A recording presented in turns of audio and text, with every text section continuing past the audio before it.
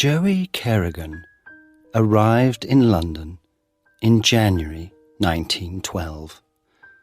He did not have a place to stay. "It doesn't matter," he thought, smiling. "Joey's luck is going to find me a room." Joey thought a lot about luck. "One day, I'm going to be rich," he told everybody. "Lucky people get rich, and I'm lucky." After a lot of walking, he found a room in a house. It was near Tower Bridge. The room wasn't very big, but it was cheap. The landlord's name was Mr. Webber. He looked Joey up and down. "What's your name?" he said. "Where are you from?" Joe Smith," Joe said. "I'm from Ireland." "Well, you can have the room," Webber said, "but I want 2 weeks' money. Now." "I've only got 1 week's money," Joey said. "And tomorrow's Sunday," Webber said. "You can't find work on a Sunday. So when can you give me the 2nd week's money?" Joey smiled with his mouth, but not his eyes. "I can find work," he said. "I'm lucky. Good things happen to me. It's called Joey's luck." On Sunday, Joey stayed in bed all morning, and in the afternoon he went for a walk. After an hour, he took a bag from a woman in Fleet Street. The woman shouted, "Stop! Stop!" But Joey was now 50 meters away, and there were no other people near. Joey laughed and ran down a little street, then between 2 tall buildings down to the river. He stopped and opened the bag. There was some money in it, but not very much. He took the money out, then put the bag into the river.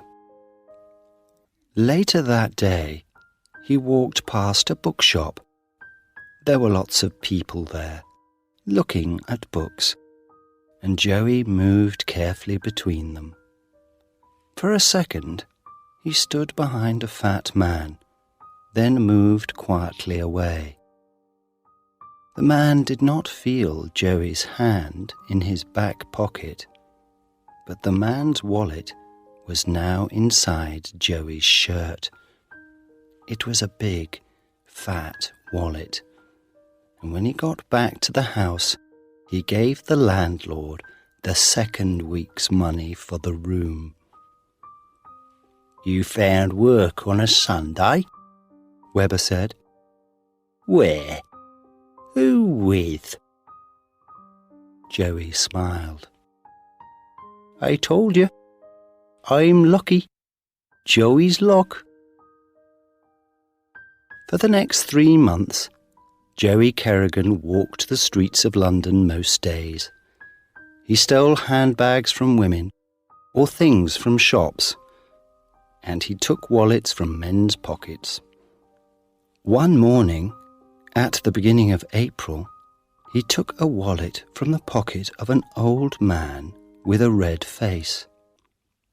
Joey was usually a very good pickpocket.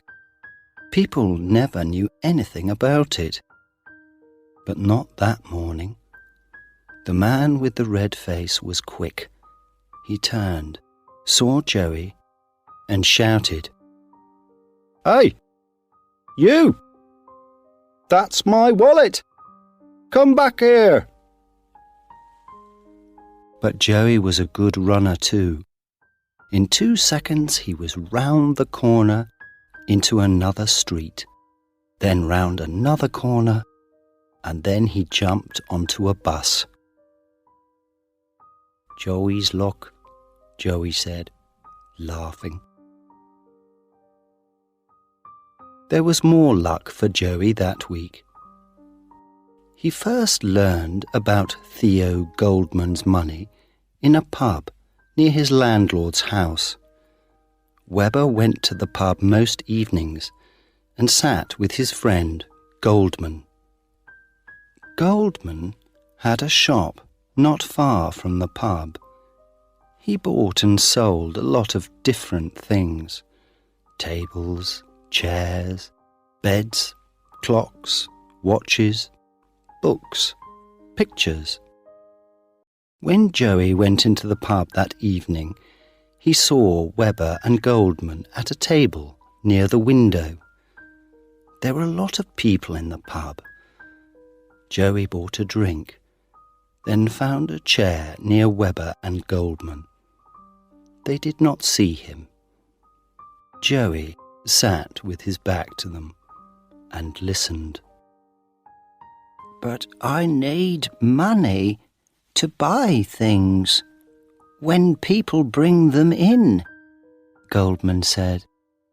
"Some money, yes," Webber answered. "But £100 or more, and in the shop? No, Theo."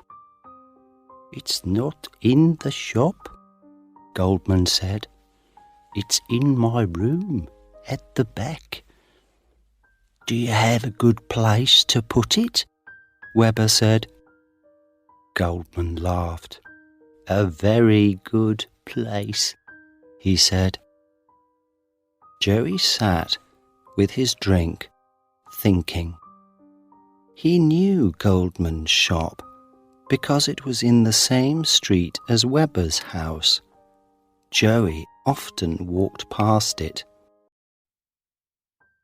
£100 or more. "I'm going to get that £100, he thought. "Then I can do anything. Perhaps begin a new life in America." He smiled. Joey's luck again. So the money was in the room at the back, in a very good place. But where was that place? The next morning, Joey walked slowly past Goldman's shop. He did not go in, but looked through the window. The old man was in the shop, but he did not see Joey. Joey saw an open door to the room at the back of the shop. Through the door, he could see a table, 2 chairs, and a big cupboard. Was Goldman's money in that cupboard? Suddenly, the old man looked up, and Joey quickly turned and walked away. He did not go to bed that night. He put all his things into a bag, sat in an armchair, and waited. Midnight came and went. At 2:00 in the morning, he went down the stairs and out of the house. It was a cold night, and Joey looked up at the moon in the sky. "Are you a lucky moon?" he said, smiling. "Joey's lucky moon." He walked to Goldman's shop and looked round. Nobody was in the street. He took a small hammer from his coat pocket and broke the glass in the shop door. Then he put his hand through and opened the door. Joey moved quickly into the shop. He closed the door behind him and put his bag on the floor. Then he walked quietly across the shop to the door into the back room, opened it, and went through. It was dark, but moonlight came through the window, and Joey could see the big cupboard. The little hammer soon opened the cupboard. There were a lot of books and papers inside. Some of the papers fell out onto the floor. "Who's there?" Joey did not move. Only his eyes moved, looking around the room. Then a door at the back of the room opened, and Theo Goldman came in with an oil lamp. He saw Joey. "What?" he began. Joey jumped across the room, grabbed the old man's arm and pulled it up behind his back. Then he held the hammer in front of Goldman's face. "Where's the money?" he said. "Tell me." "Money?" Goldman said. What money? There isn't any money." "Yes, there is," Joey said. "You told Webber about it in the pub. £100 or more. Where is it?" Goldman said nothing. "Tell me," Joey said, "or I'm going to break your arms. First one arm, and then the other one. Where is it?" Goldman tried to pull his arm away. He made small, angry noises, but no words came out. Joey held the hammer in front of Goldman's eyes. "Tell me, or this hammer goes into your face." All right. It's under the floor," Goldman said. "Under the cupboard." Joey pushed the old man across to the cupboard. "Get it," he said. "Now." The old man put the oil lamp on the floor and pulled the cupboard away from the wall. Then he got between the cupboard and the wall and pulled up some of the floor. There was a small box under the floor, and Goldman got it out. Joey grabbed the box from the old man's hands and opened it. It was full of money. Joey smiled. "I know you," Goldman said suddenly. "You live at Albert Webber's house." "Albert who?" said Joey. "Don't know him." He began to take the money out of the box and push it into the pockets of his coat. "Yes, you do. You live in his house," Goldman said. "Albert told me about you. You're—" "Be quiet," Joey said. "All right. So you know me, but nobody's going to find me." He laughed. "I can get a long way away with this money." All the money from Goldman's box was now in Joey's pockets. He gave Goldman a little push. "Now, get back in your bedroom and stay there." He pushed him again. "Go on, get moving." The old man began to walk across the room with the oil lamp.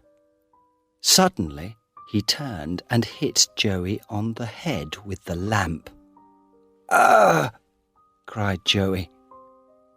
The lamp broke and fell on the floor, next to the papers from the cupboard. The oil from the lamp ran across the floor, carrying the flames to the papers.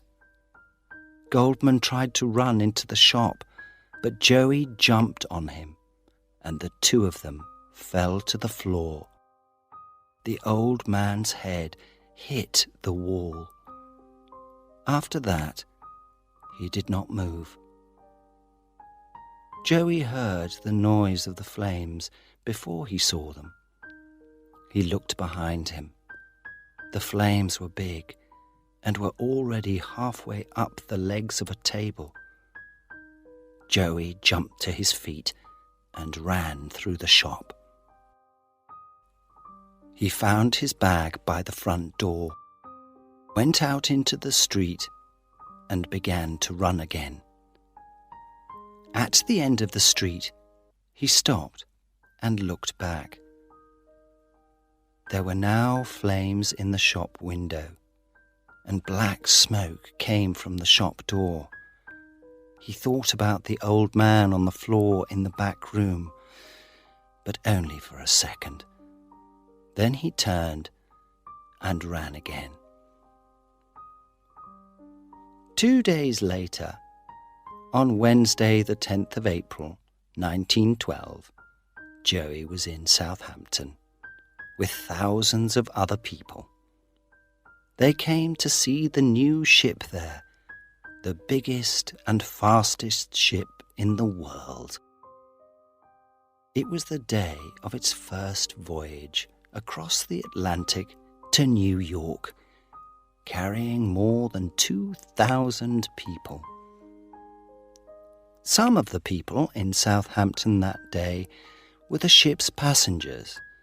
Some of them just came to look at the wonderful new ship. And there it was. Joey was a happy young man. He was a passenger with a ticket in his pocket. A ticket to New York. Life was good, he thought. Joey's luck got me the money for my ticket, he said, laughing. And Joey's luck is taking me to America. This is the end of my old life. And he walked onto the Titanic.